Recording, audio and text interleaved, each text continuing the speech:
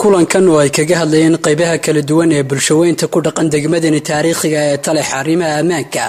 iyo hadallo ka soo yeedhay qaar ka mid ah bulshada ku abtirsatay deegaanada SSC sidoo kalena baaqiyo kala duwan ay ugu dirayeen dadyow ay ku tilmaameen in dhibaatooyin fadqalalo ay ka wadaan gudaha degmada Taleex ayaa maanta ka dhacay degmada Taleex kulankan oo ahaa mid ballaaran ayna ka soo qayb galeen qaybaha kala duwan ee bulshada oo ka kooban waxgarad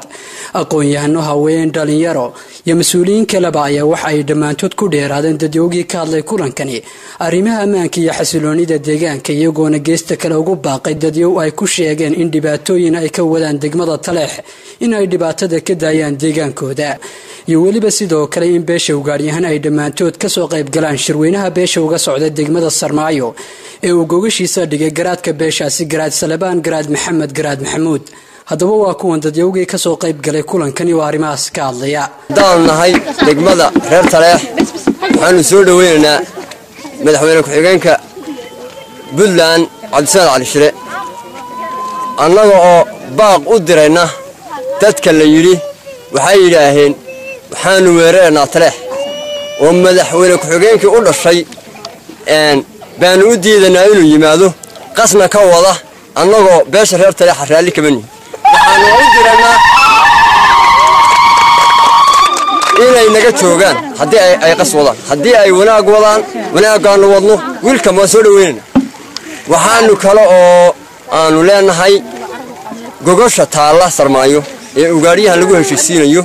ee uu dhigay garaad Salabaan garaad Maxamed halaga qayb galo ugaariyahan ka qayb galo waxaanu leenahay dadka weerar Taleex ku la dabacsan oo qaska ka wada oo ilaa iyo intuu yimi qaskaas uu ka soconayay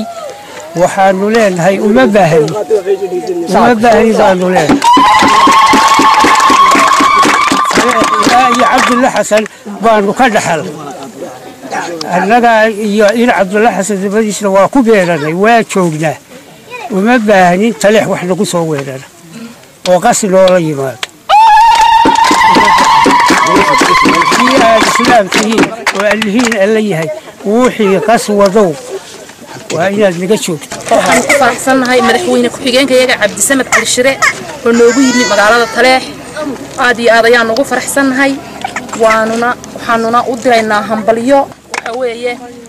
haddii beesha ugaariyahan waa inay tagaan Sarmaayo shirka ugaariyahan waa inay ka qayb galaan waxaan ku faraxsanahay madaxweyne ku-xigeenka Jalana Cabdisamed Cali Shire oo noogu yimid magaalada Taleex aanu ku soo dhaweynay inay magaaladiisi tahay in laga taageersan yahay in laga rabo inaan u hambalyeeyno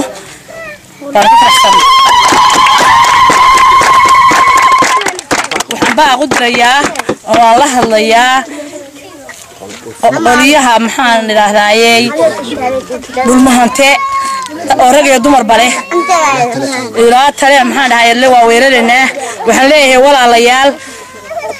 Taleex weerarkeeda aad leedihiin waxaan naga dhimanaya 600 haday ku dhimanayso hadii 100 ku dhimanayso Taleex baan weerareenaa 100 nin oo Taleex kaga dhimanaya 100 nin oo Taleex kaga dhimanaya waxaan ka jeclaan lahayn deegaamada dhulmahante iyo dalka dhulmahante inaad ku xareysaan oo idin kaga dhintaan gabadhii ka hadlayay buuhoodle oo lahaa